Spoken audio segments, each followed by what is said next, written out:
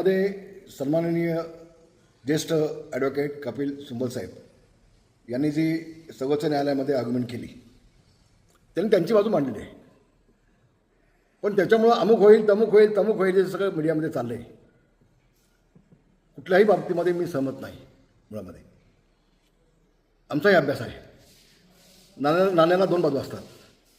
आता त्यांची ठाकरे जे आहेत उद्धवजी त्यांच्या वकिलांनी त्यांची बाजू मांडली.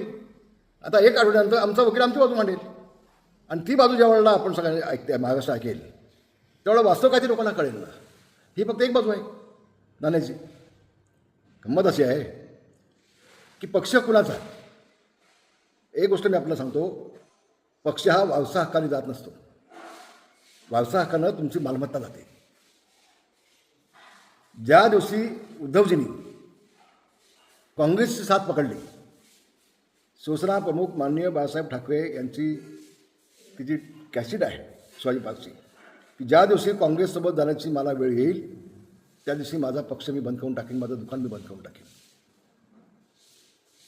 असं असताना शिवसेना प्रमुखांच्या विचाराच्या विरोधात जाऊन फक्त मुख्यमंत्री बनण्यासाठी उद्धवजींनी काँग्रेस साथ पकडली. त्या दिवशी शिवसेना प्रमुखांचा आणि त्यांचा वैचारिक संबंध संपला. वैचारिक म्हणतो, विचारांचा विषय संपला. त्या दिवशी शिवसेना प्रमुखांच्या शिवसेनेचा विषय हा त्या दिवशी संपला ज्या दिवशी उद्धवजी काँग्रेससोबत गेले. हे वास्तव आहे.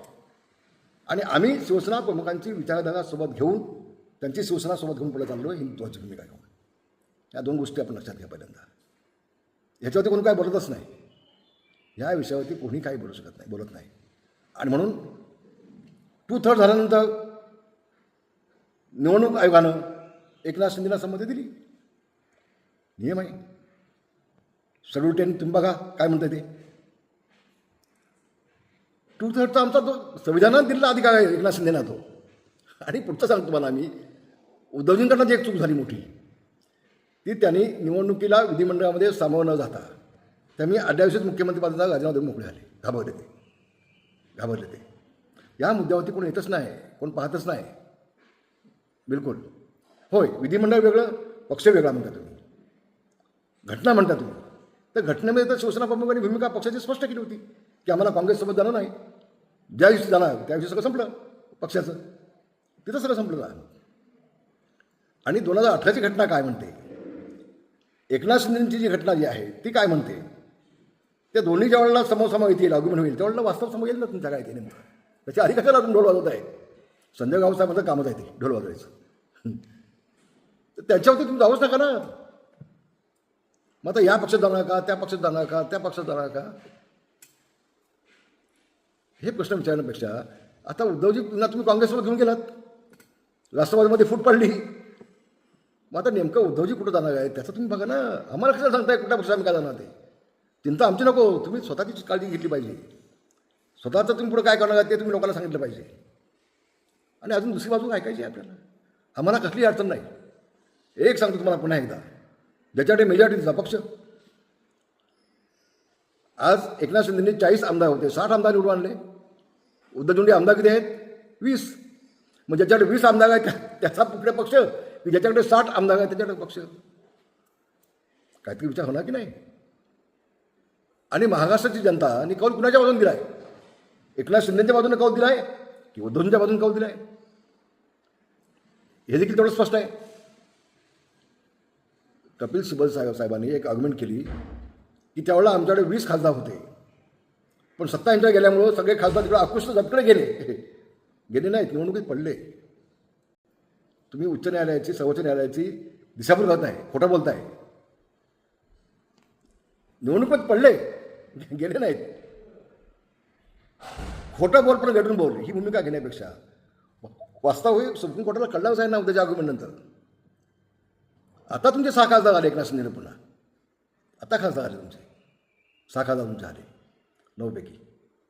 20 खासदार निवडणुकीमध्ये उभे झाले, काही पडले ना. 11 खासदार पडले तुमचे. तर पक्ष त्यांचा होता म्हणून तिकडे आकृष्ट झाले सत्तेकडे, असं जी तिथे स्टेटमेंट दिले कपिल सिब्बल साहेबांनी ती चुकीची आहे.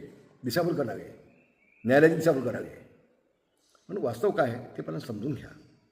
आणि याच्या आधी अगदी इंदिराजी गांधींपासून मग तो खटागा निशाणी असू दे, तो गाय बछडा निशाणे असू देत, ती धनुष्यबाण सॉरी हाताची निशाणे असू देत, ह्या सगळ्या निशाणे बदलले गेले ना त्यावेळेला, बदलले गेले ना. आणि अध्यक्ष कोण पक्षाचा? पक्ष तोच आहे. अध्यक्ष कोण हे शिवसेने ठेवणार ना, की बाळासाहेबांचा मुलगा उद्धव आहे म्हणून बाळासाहेबांनी उद्धवच अध्यक्षपदी देणार असं नाही, असं नाही. आम्ही सगळे एकनाथ शिंदेच्या सोबत आहोत शिवसेना म्हणून. शिवसेना प्रमुख ते आहेत, शिवसेना प्रमुखांची शिवसेना आमची आहे असं आमचं मत आहे, म्हणणं आहे, ठाम म्हणणं आहे. कारण शिवसेना प्रमुखांची भूमिका आम्हीच घेऊन चाललो आहे, उद्धवजींनी सोडली.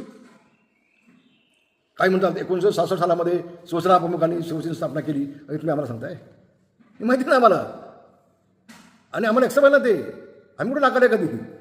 मग ती शिवसेना आम्ही पुढे घेऊन चाललो आहे की उद्धवजींनी सोडली ना ती विचार बाळासाहेबांची.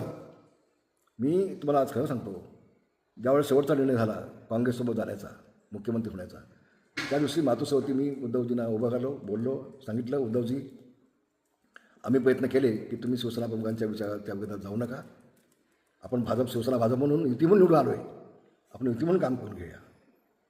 तुम्ही जरी म्हटलात की 2.5 वर्ष यांची सत्ता आणि 2.5 वर्ष यांची सत्ता असं आमचं बोलणं झालं तर पण तुम्ही दोघंजण येऊन मीडियासमोर बोललाच नाही. तुमच्या समोर पंतप्रधान बोलले होते मोदीजी, उद्या सत्ता आली तर मुख्यमंत्री आमचा असेल, तेवढा तुम्ही व्यासपीठाला खाली आणत नाही. मग कोण खोटं आणि कोण खरं होतं आहे? आणि म्हणून आपण निवडणूक लढलो शिवसेना भाजप म्हणून, आणि तुम्ही मुख्यमंत्री झालात काँग्रेससोबत जाऊन. ही विचारधारा शिवसेना प्रमुखांची नाही. शिवसेना प्रमुख कधी मुख्यमंत्री झाले असते, लोकसभेचे अध्यक्ष झाले असते, साहेब कधी निवडणूक लढले नाहीत, कधी विधिमंडळात गेले नाहीत, कधी मंत्रालयामध्ये गेले नाहीत.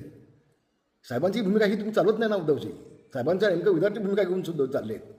आणि म्हणून शिवसेना कुणाची हे जितकं लवकर स्पष्ट होईल, ज्यावेळेला पुन्हा अगमनता अनुष्ठान होईल आमची शिवसेनेकडून, त्यावेळेला तिथं स्पष्ट होईल.